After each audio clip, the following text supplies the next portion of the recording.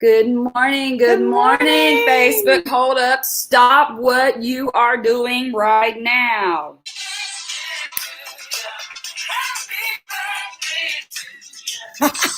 Today is the Book Mama's birthday. Yay! So I just wanted to take a moment to celebrate her. We wish you a happy birthday. I even got balloons. Yay! And a huge, gigantic heart, y'all. Y'all got to see this. Is this even, look, it won't even fit on the screen. It's like this is a Texas-sized birthday card. Woo! It's crazy. Look at this. This is like insane. Like, it's just going to cover us up. Watch. Woo! There it is. Because, y'all, she is a big deal. She really is. Yes. I'm a big mess. We're not going to go there. Not on your birthday. We will not go there. Big mess if I want to be. There you go. Mess. Yes, awesome. Oh my gosh. Hey, would y'all like and share? Yes, and tell all of your aspiring author friends that we are on and we're live and we're going to be talking about some interesting editor inside stuff today. Yes. So I am Dr. Charli, the book mama. I'm Stephanie Palmer, the grammar queen. And we're here for a little writer's therapy, Yay. Our little weekly session. Yes. For all writers and aspiring writers. Yes. So today we're going to be talking about your writing voice. Yes. I love that. It's one of my favorite things. Stephanie has a special name for my writing voice. What do I have? You call it the Charli Charm. Charli Charm. Yes. Yeah, it's the Charli Charm. And that's okay. That's a compliment. I like that. Yes. It makes me feel warm and fuzzy inside. But it's just simply writing voice is like a mixture of vocabulary and tone and point of view and syntax and all those really exciting things. Actually, it can be really exciting. So as we get into it today, I think people are going to have a little bit more respect for it. So, so what is your favorite thing about writing voice? My favorite thing about it, and really, is the whole gist of it is discovering it. Really, and I think even as I've been writing, that's really what I've been doing, because I really didn't even know it was like a big deal, but it's kind of a big deal because it makes the writer who they are. It's a big deal. So my favorite part, I like the description aspect and the tone and, bringing out emotion. I'm really big, especially with a lot of the authors that we have, is bringing that emotion out of them. So I absolutely love being able to do that. So tone is probably the most important part of your writing voice. Don't you agree? I agree. Yeah, I think if you had to like scale them, like the most important, I think tone would be part of your writing voice. So it can be enhanced by punctuation. Yes. So that's, if you're really excited, you use an exclamation point. Right. Not like 5 of them, just one. Just one. Well, some people, that's their writing voice, but that doesn't, editors will enhance that by deleting the exclamation points. We will. We really, really will. But sometimes it's word choice. And I love words. You are like the queen of words. I love words, y'all. They just make me gooey inside. They really do. I love to learn new words. And so like an example. Okay.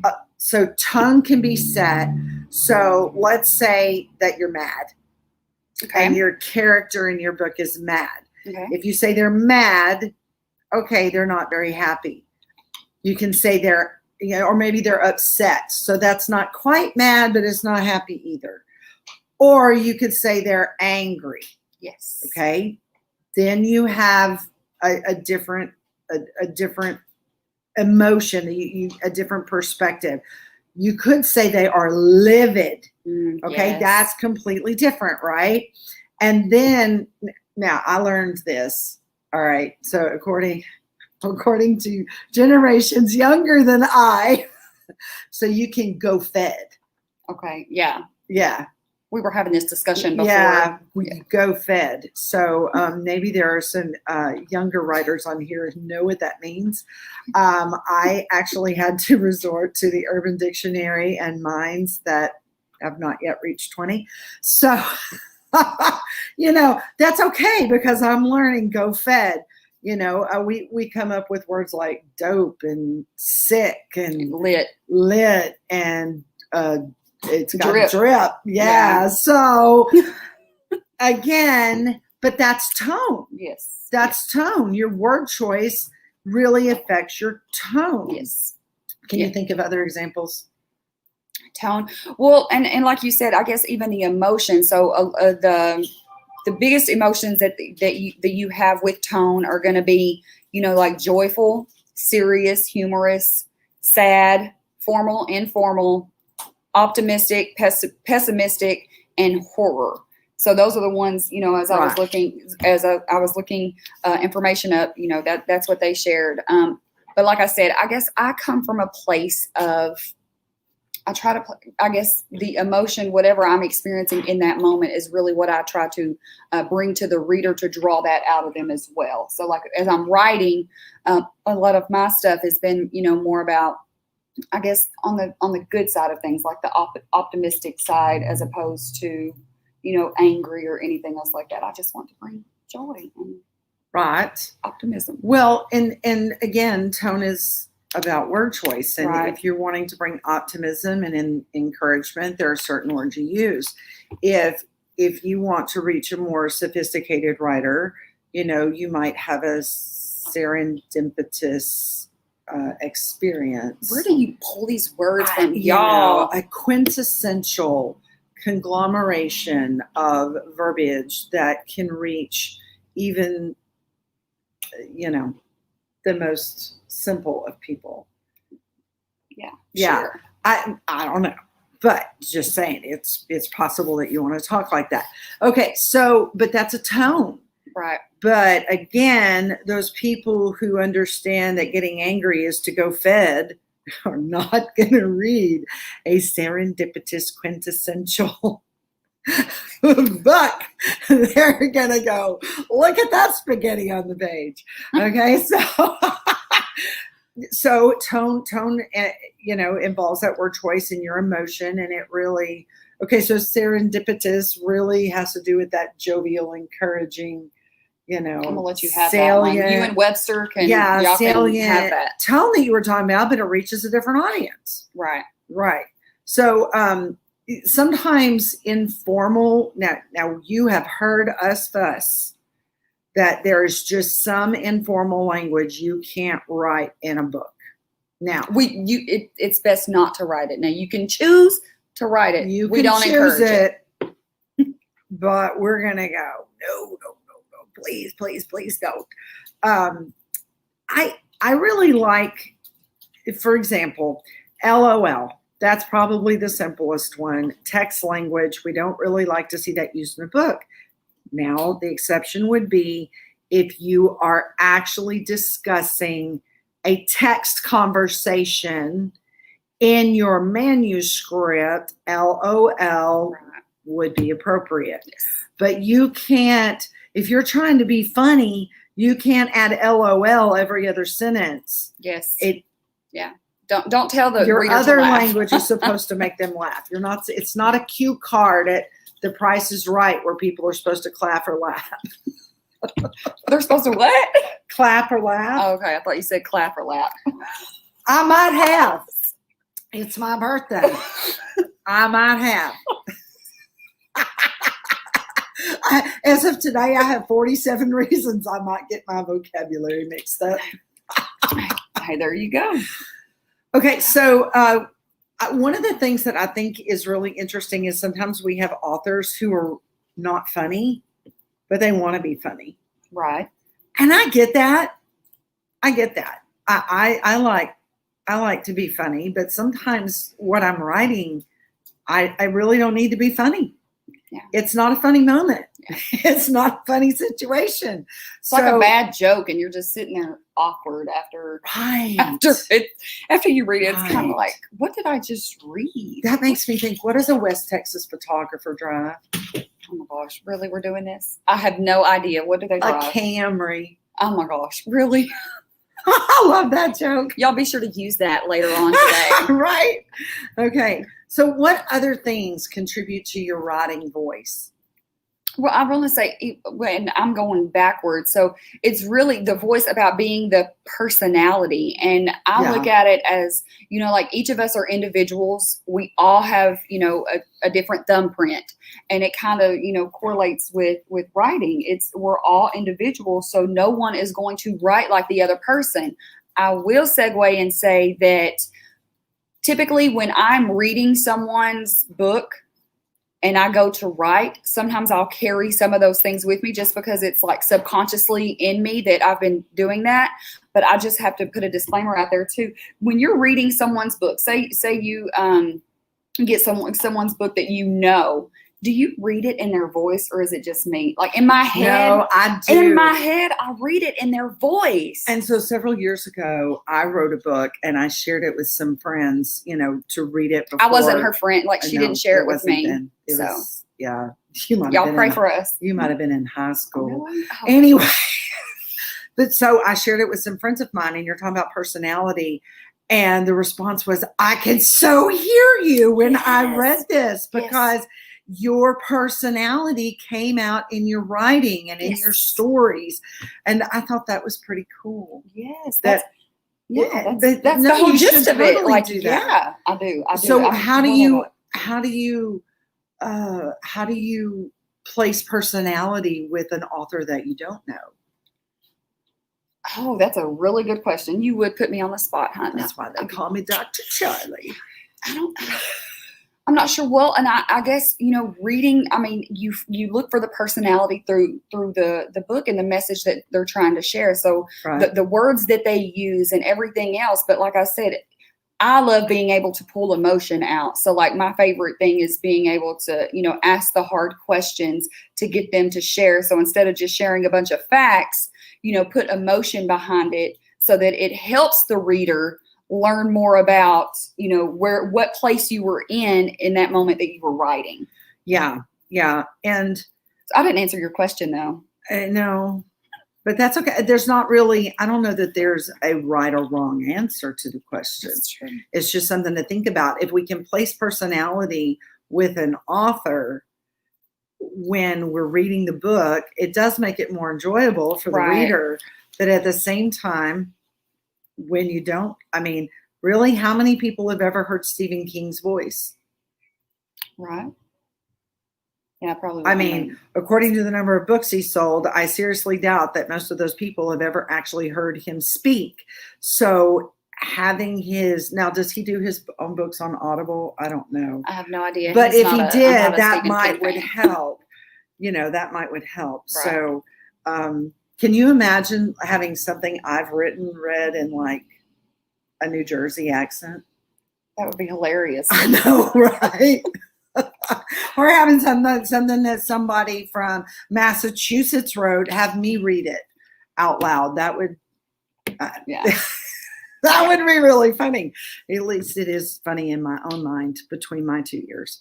So, perspective also affects your voice. Yes. Okay. So it's different from personality though. 2 P words. Got it.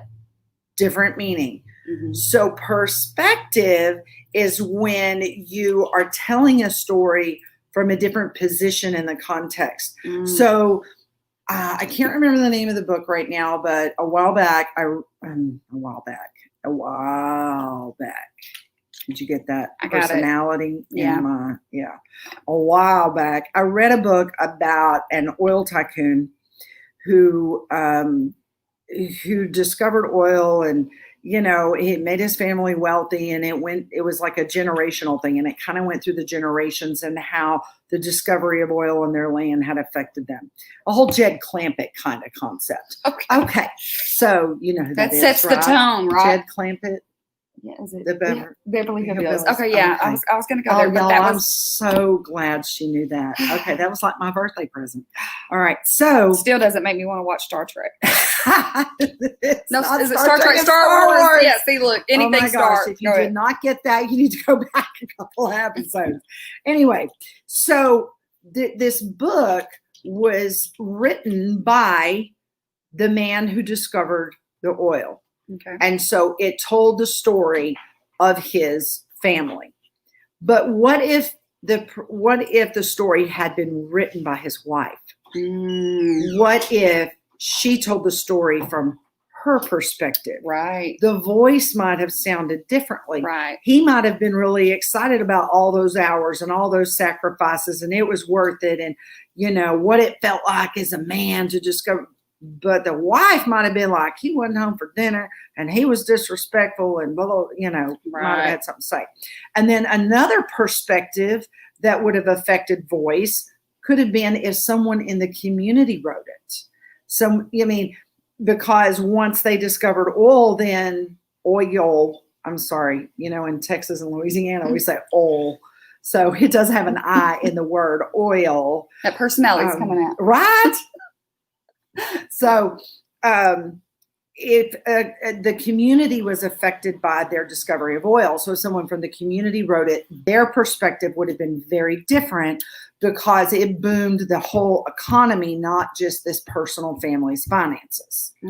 So perspective really changed your voice as well. Yes. Yeah. And even you look at it. So if you're, and I'll just go back to this because I know that we have a lot of authors that experience this. So if you're at a place of pain, your perspective is going to be different from once you've healed from that situation. It's going to be a totally different dynamic, a totally different voice. All of that is going to come out in your tone because you were still hurting from a situation you haven't been healed from. Right. Yeah. Or it could just be the point of view that you have on something. Absolutely. Like when I write about Star Wars, I have a sense of excitement in what I write. And I have a sense of confusion and disdain. Well, not, I guess so, but I just, I'm just not thrilled about it. Like, right. Yeah. A lackluster tone. There you go. Lackluster.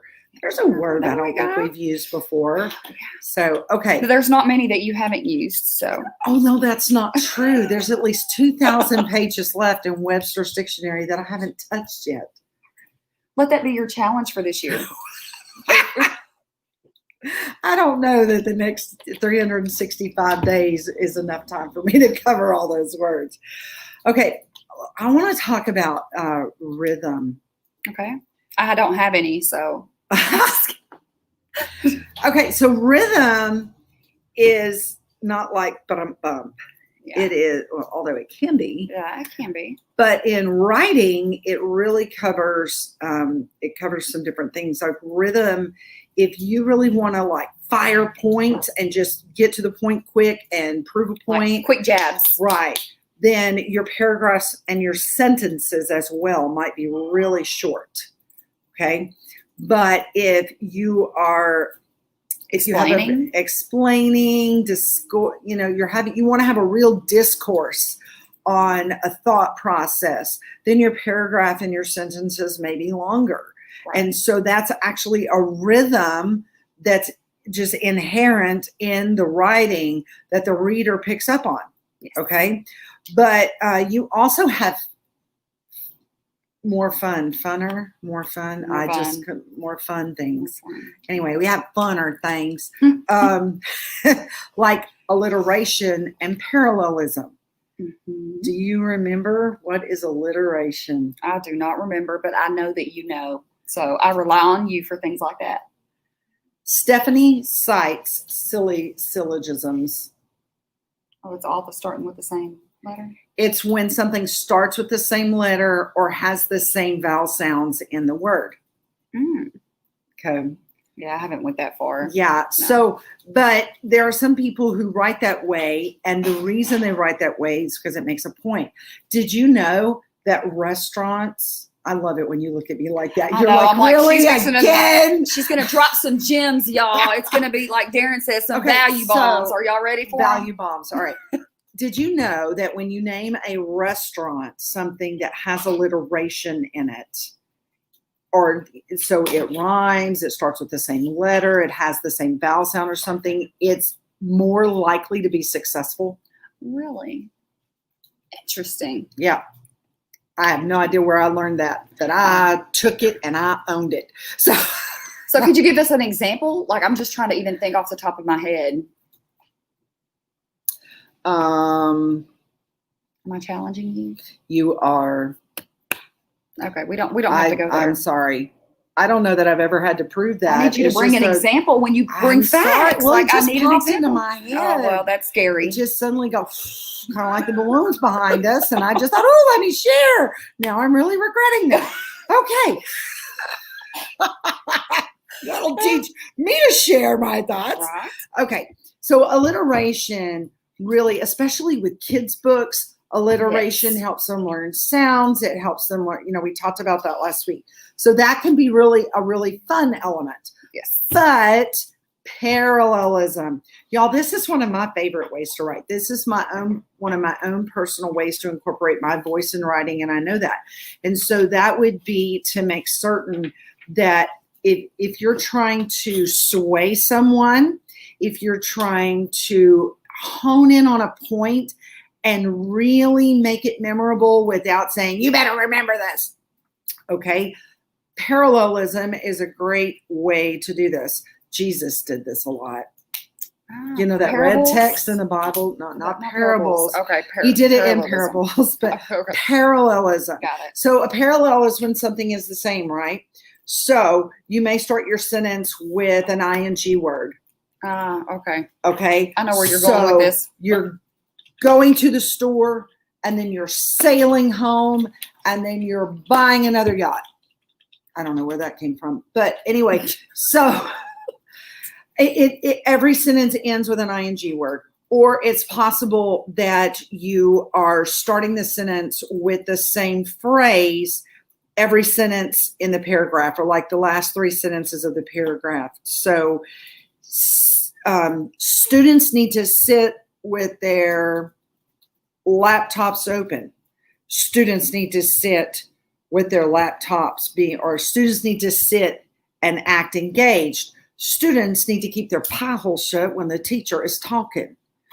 Okay. You see, that's the parallelism. Yeah. Okay. And what it does is it emphasizes a point without saying, hey, you don't have to use bold font. You don't have to use all caps. It's your languages that is repeated because the brain is actually designed to remember repetition. Mm-hmm. So when something is repeated, it's more likely to stick. So especially if you are trying to persuade in your book, then that is a tip that you can use that's really, really handy. We won't charge you for that. Oh, we're not charging them. Was it that valuable? That was a good tip. Oh, thanks. Yes. That makes me feel better because I didn't have an example. Well, you did. You used the student example. So you did. You shared the example. I redeemed myself. You did. You I am redeemed, y'all. I'm redeemed. Okay, so let me just ask you, why is it important to have a writing voice? Like, why do you need it? I think it adds flavor to what you write. Yeah. How would you justify it? Well, I think especially for those that have written multiple books, having that same voice throughout, it just continues to draw the reader in. If they enjoyed the first one, 9 times out of 10, your voice is going to keep showing up in those other books, and it's going to keep the readers engaged. And even then, like with speakers that go and speak, when they hear your voice and they connect with you this way and they get your book, right. 9 times out of 10, it's going to be aligned to some degree most of the times, because even though we don't write, we don't write how we talk in the sense of, incorrect grammar and all of that, right? But just having that voice, it just keeps the reader engaged with the author. Right. One of the ways we've had the preposition talk before. We have had the preposition talk. Yeah. So that's a way that voice comes out in writing that isn't always strong writing. Right. It doesn't mean that as an author, you can't control how and what you say.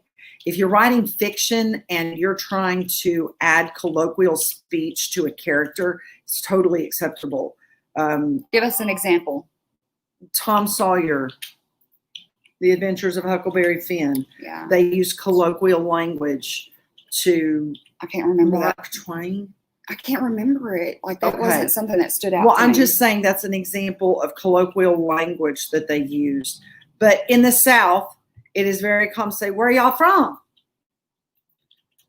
From is a preposition, and technically in English language rules, you may not end a sentence with the preposition. Although, and some of our authors do. I'm guilty of it too, y'all. Y'all, I'm guilty of it. I have to check myself on a daily basis because that's the way we talk. Now, if it's relevant to the writing, if it adds flavor, if I'm writing something that is very local, it's for community, I want to really reach all levels of readers on a local level, I may write that way. But if I'm writing a book that I intend to go nationwide, people from another state, north of the Mason-Dixon line, might say, why are you talking like that? So it's just a thing. Yeah. So, but it's just something that popped in my head. Yeah, So how do you get your writing voice?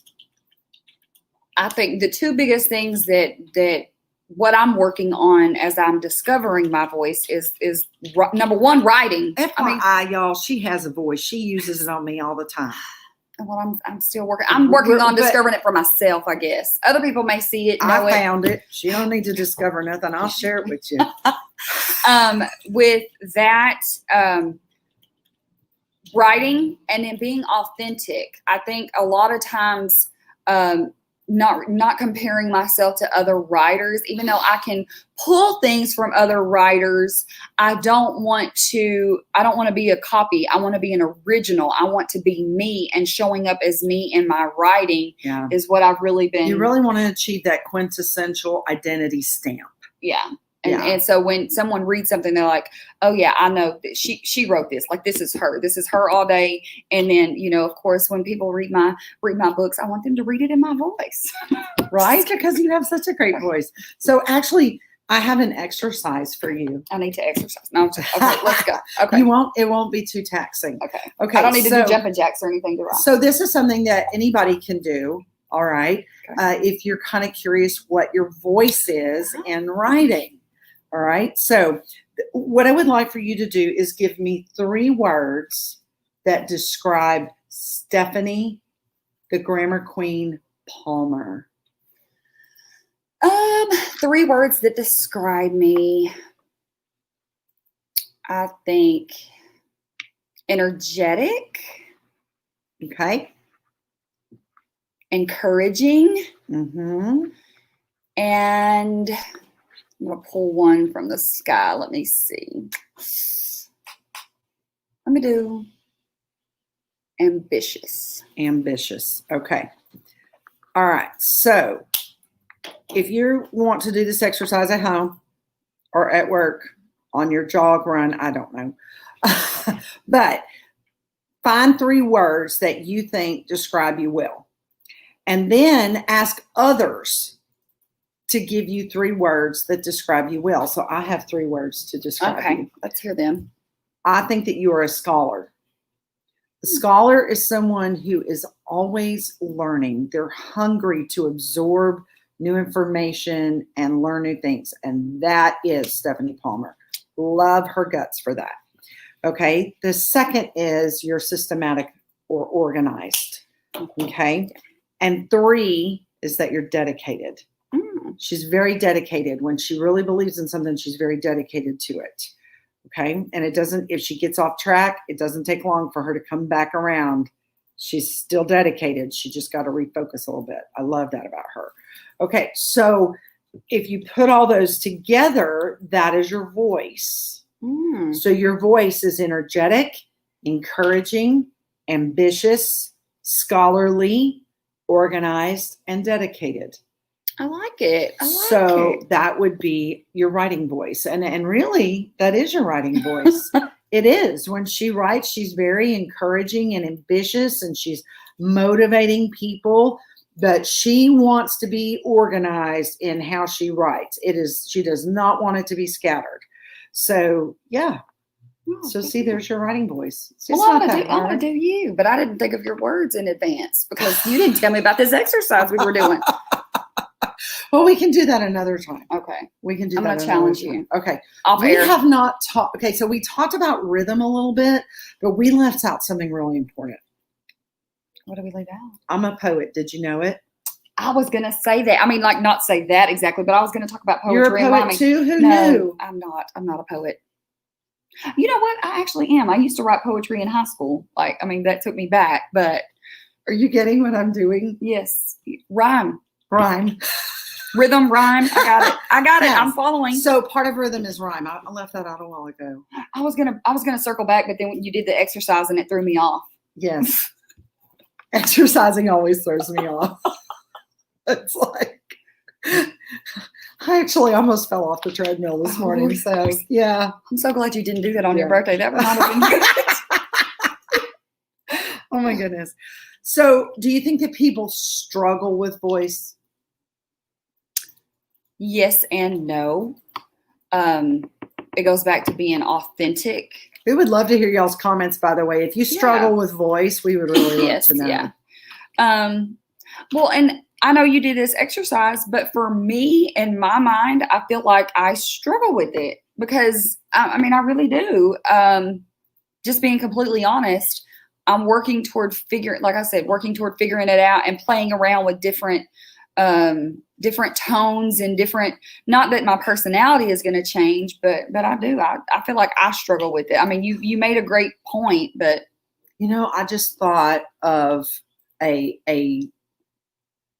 tone tool, a voice tool that we have not mentioned. What is that? Writing in metaphors. Yeah. Writing in metaphors. So some people are so good at metaphors, they write metaphors inside their metaphors, and that can be kind of confusing. Unless maybe you've had a couple of glasses of wine, then maybe it's just fun. But maybe they were drinking wine when they were writing it. But writing in metaphors, because that alone is a voice that paints a picture. That's the whole purpose of writing metaphorically, is that you're painting a picture for someone. Give me an example of a metaphor. Okay, so when you are writing, so I have these beautiful flowers on my desk. Y'all can't see them. And so you could talk about a young lady, and she is the flower. And so she starts out as the bud, and then with the right tender, loving care, she begins to open up and bloom as a young woman and becomes a beautiful example of what God intended her to be. So that's a metaphor. So I talk about her as a bud. I talk about her as a flower. I talk about the nurturing that she needs, just like a plant needs to be nurtured with water and nutrients. There's nurturing that's involved with a young woman or a young man. Okay, so normally you don't talk about young men as blooms. Yeah, let's not go there. Normally. So that's an example of a metaphor. Good job. Thanks. Challenged you. Redeemed myself again. You did a great job. I am redeemed. Okay. So rhyming, we squirrel.